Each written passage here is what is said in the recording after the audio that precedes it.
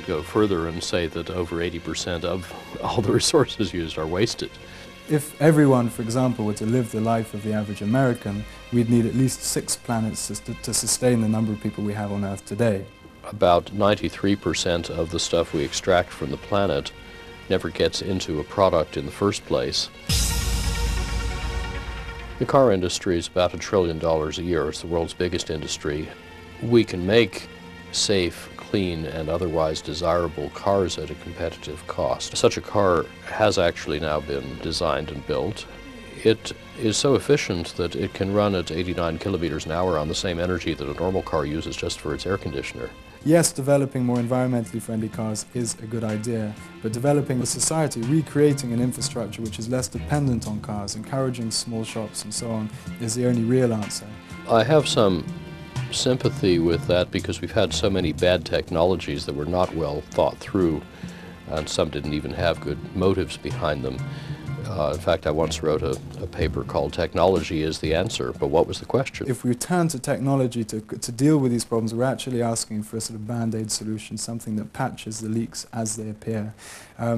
In a real sense, we're doing nothing more than greening single leaves on dying trees. That's the purpose of technology. It cannot solve biological problems, systemic problems. It can only solve the mechanical details of those problems.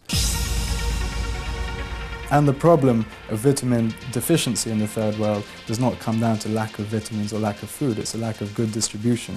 78% of undernourished children live in countries where there is actually a food surplus. So GM is not the answer. Food distribution is the answer. Rocky Mountain Institute is a 19-year-old public charity in Old Snowmass, Colorado. It's on the web at rmi.org.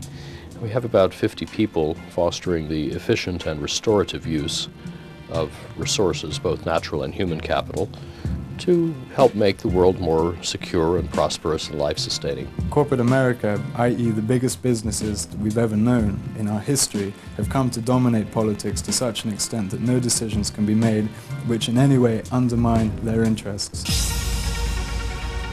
There are some irresponsible corporations, and I think they will actually be out of business because they're spending too much money making things nobody wants, the things that we used to call wastes and emissions, but that we are now learning to call unsaleable production.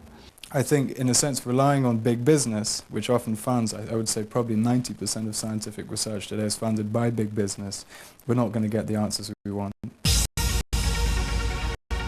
Aikido is a vigorous but non-violent martial art in which you don't fight with an opponent, you dance with a partner.